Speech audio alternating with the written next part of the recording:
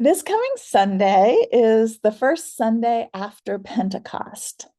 This Sunday is known as Trinity Sunday. It's a day to celebrate the mystery of God as three in one.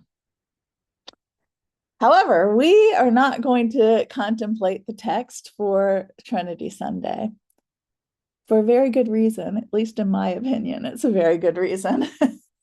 um, well, for one, we've done it several years. We've done Trinity Sunday scriptures. Um, but also, we are finished with our Easter season journey through the wisdom text. Yay. And now our lectionary shifts to ordinary time. And our focus will be on monarchs and monarchies.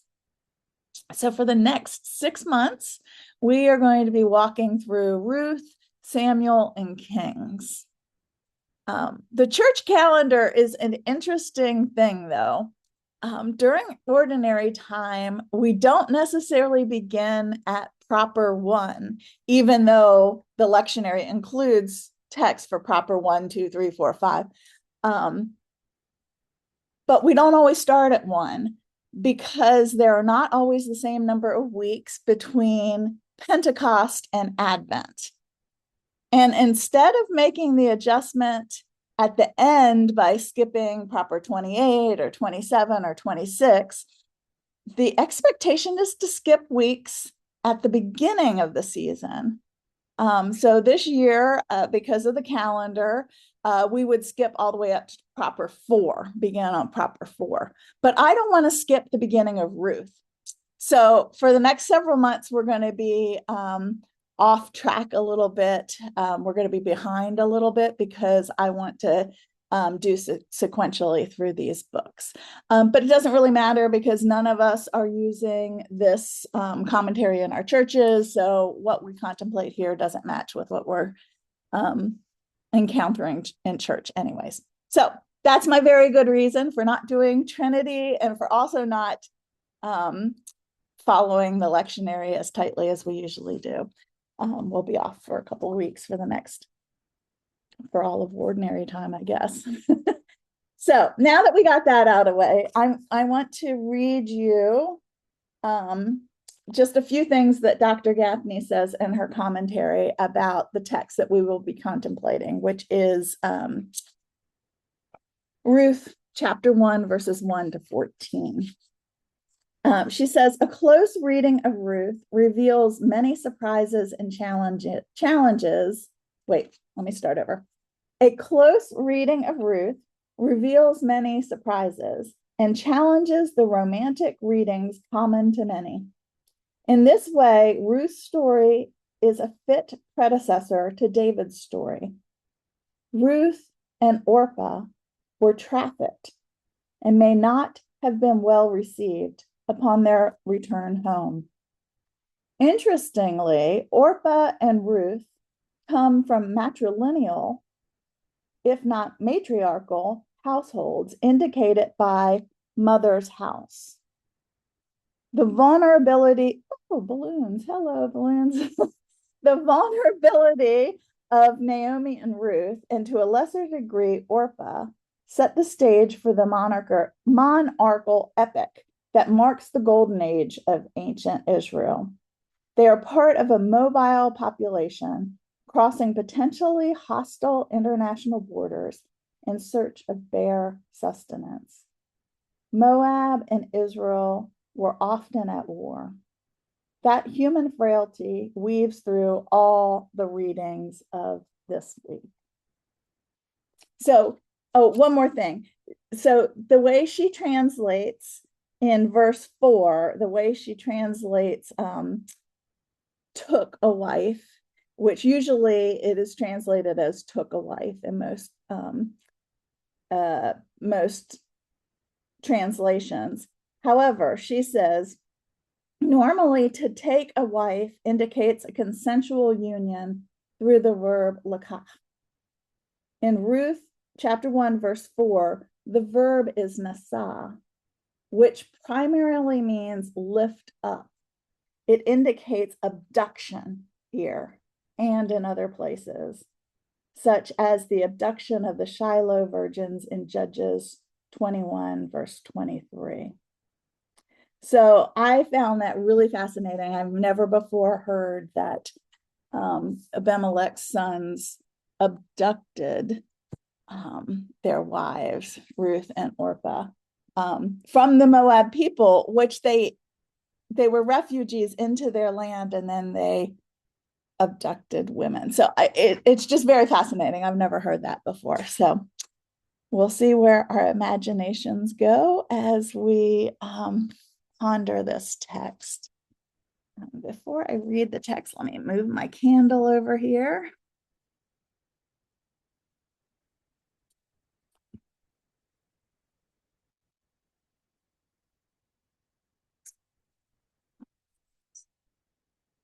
I invite you to pause in God's presence for a moment here before we begin.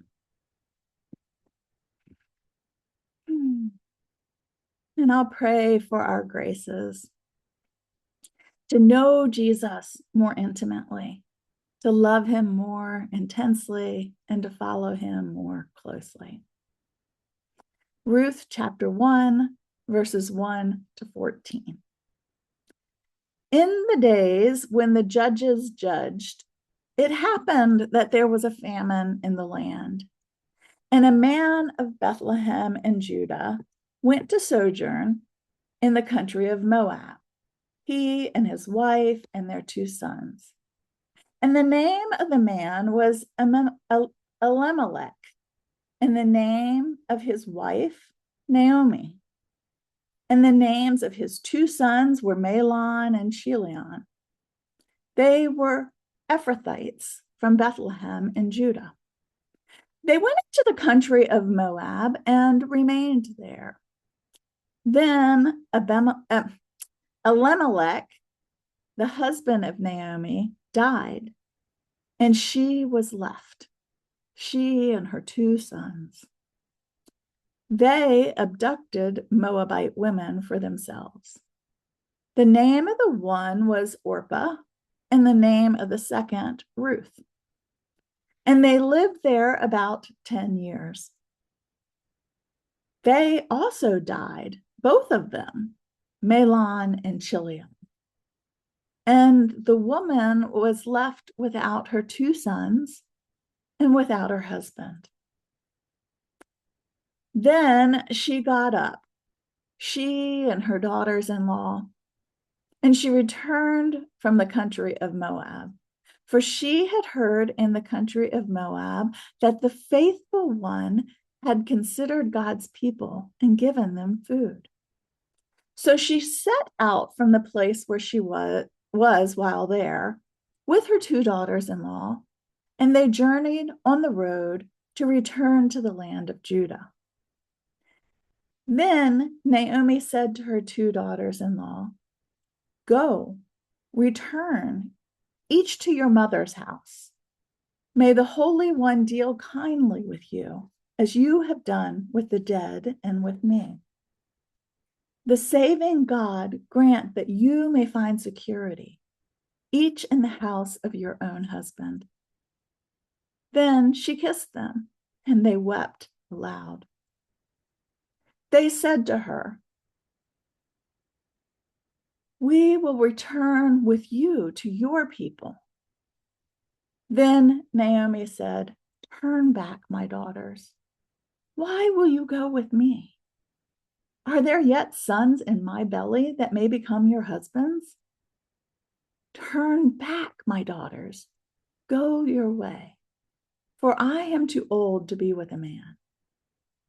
Let's say I have hope and even was with a man tonight and give birth to sons. Would you then wait and hope until they were grown? Would you then refrain from marrying? No, my daughters.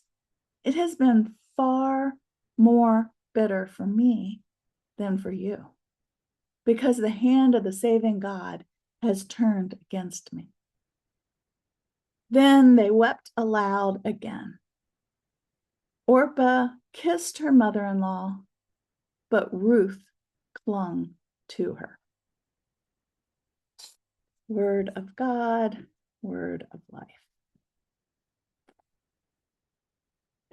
Before I guide you through the passage with questions and pauses, let's take a moment to center ourselves, breathing in God's Spirit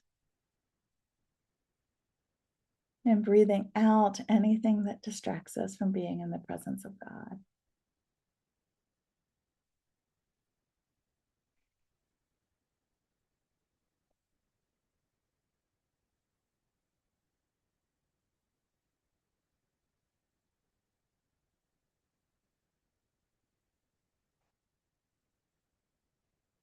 Now pray again for our graces to know Jesus more intimately, to love him more intensely, and to follow him more closely. I invite you to enter the story. You are in the ancient world during the time when the judges judged. It is a time of instability, recurring violence, and now famine. You are near the outskirts of Bethlehem, a village whose name means house of bread. But there is no bread. The fields are barren and the air is dry, and people are forced to make impossible choices.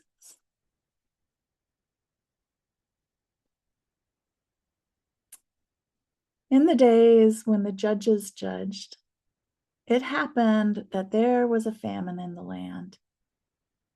And a man of Bethlehem in Judah went to sojourn in the country of Moab, he and his wife and their 2 sons. And the name of the man was Elimelech, and the name of his wife, Naomi. And the names of his 2 sons were Mahlon and Chilion. They were Ephrathites from Bethlehem in Judah.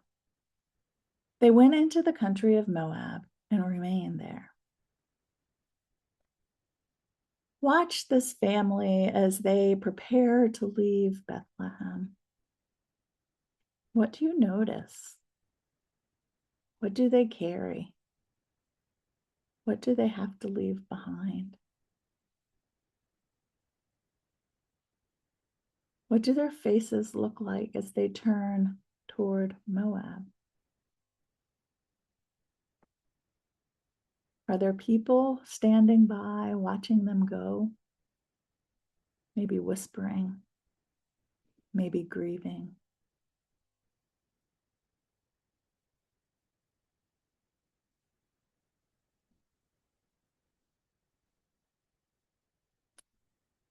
As you watch them enter Moab, what do you imagine they are hoping for or fearing as they cross into a land that has often been an enemy?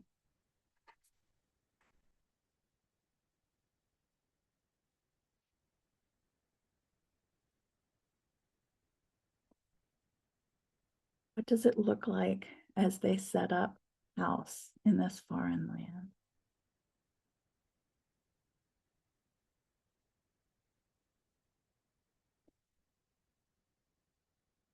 Then Elimelech, the husband of Naomi, died, and she was left, she and her 2 sons. What do you see in Naomi as she experiences this loss?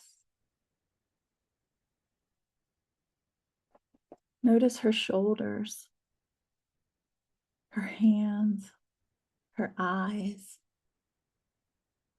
as she navigates life without a husband in a foreign land. What emotions are stirring in you?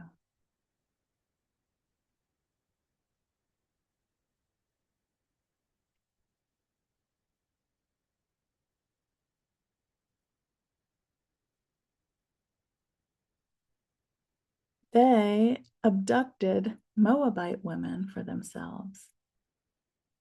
The name of the one was Orpah, and the name of the second, Ruth. And they lived there about 10 years. Pause for a moment on the word abducted and its implications. This is not some idyllic marriage story, but rather a story that names harm and trauma for Orpah and Ruth.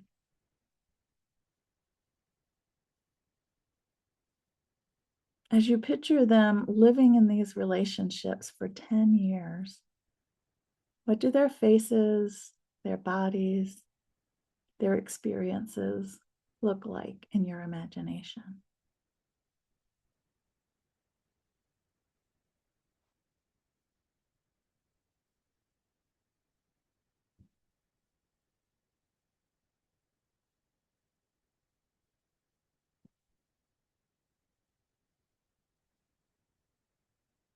They also died, both of them, Mahlon and Chilion. And the woman, Naomi, was left without her two sons and without her husband. Imagine how Naomi's grief compounds.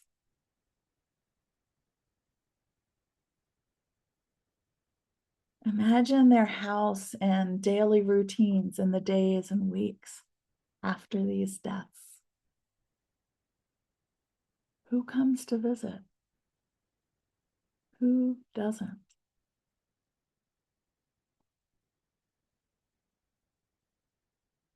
How do you respond as you stand with Naomi in these losses piled up one after another?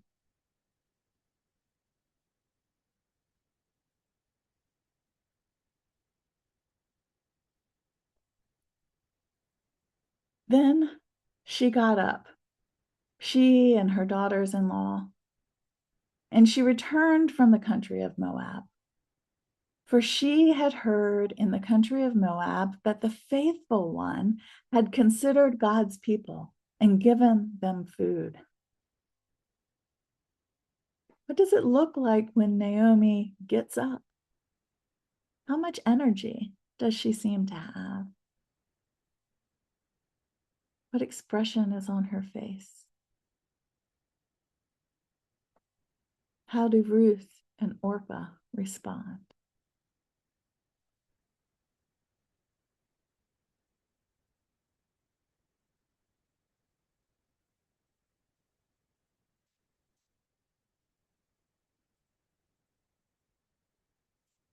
So she set out from the place where she was while there with her two daughters-in-law, and they journeyed on the road to return to the land of Judah.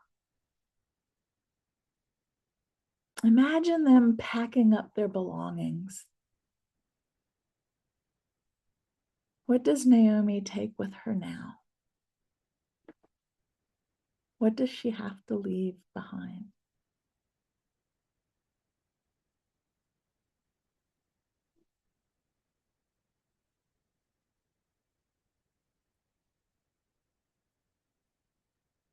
As the three women began to walk away from Moab, heading toward Judah, notice the landscape, the path beneath their feet, the sky above,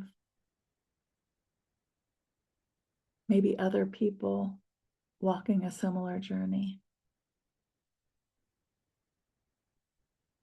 What emotions do you sense?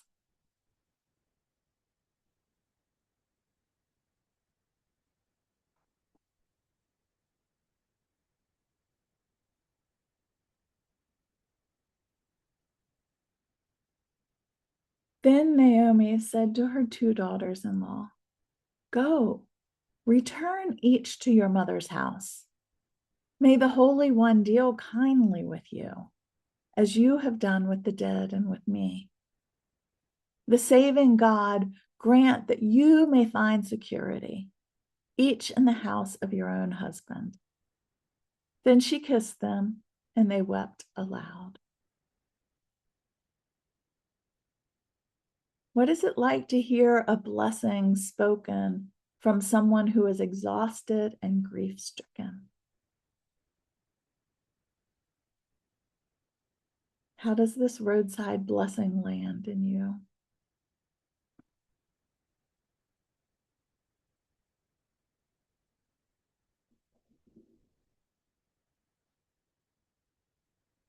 What do you notice about how these three women hold on to one another? How their tears fall, the sounds they make.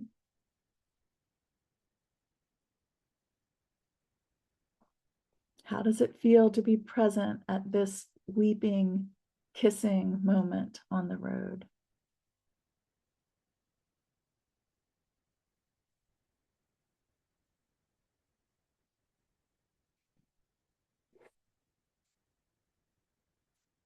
They said to her, "We will return with you to your people." What do their voices sound like as they say this? What do you notice in their expressions? What emotions and thoughts do you sense beneath their words?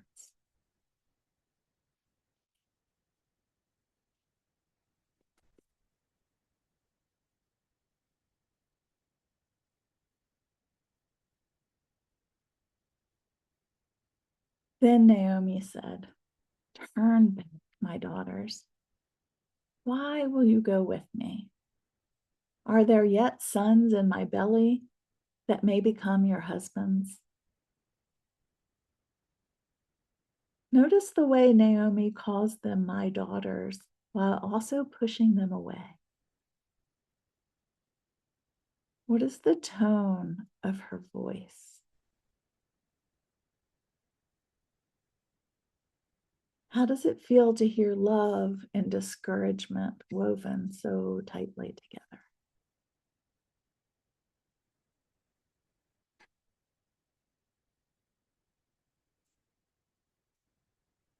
Turn back, my daughters. Go your way. For I am too old to be with a man. Let me say I have hope and even was with a man tonight and give birth to sons. Would you then wait and hope until they were grown? Would you then refrain from marrying? No, my daughters. It has been far more bitter for me than for you, because the hand of the saving God has turned against me.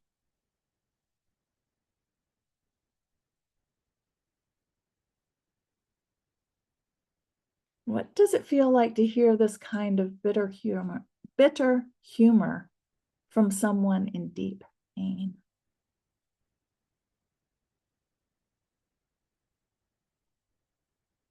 How do you respond to her speaking of God as saving and also saying the same God's hand is against her?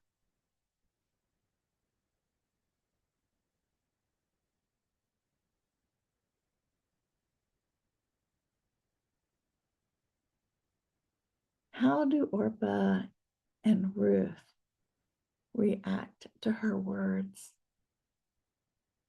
That it's harder for Naomi than it is for them.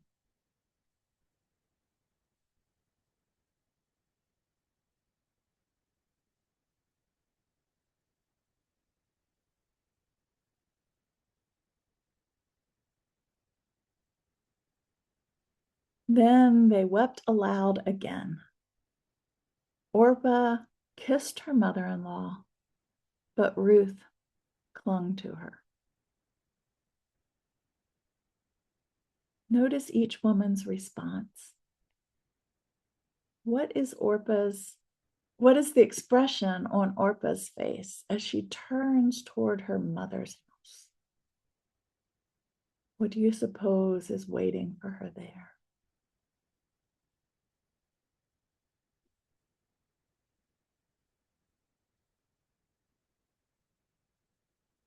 What do you notice about Ruth? as she clings to the mother of her abductor husband.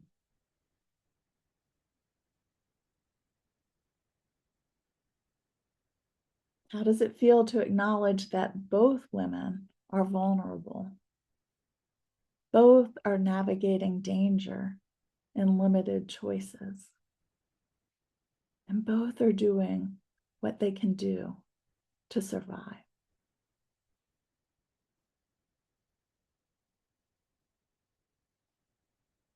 What is stirring in you? What would you like to say to God in this moment? I invite you to spend the next 10 minutes in a colloquy with the divine. Speak to God about what you experienced during this contemplation. What might God want to say to you about your life or the life of your community as it relates to this story? When I sound my bowl, this will indicate that you have about a minute to wrap up your conversation with God, after which time I will end the silence by reading this week's psalm. If you're doing this contemplation later with the recording, go ahead and hit pause now and spend as much time in colloquy with the divine as you feel you need. Then restart the video when you're ready to hear the psalm.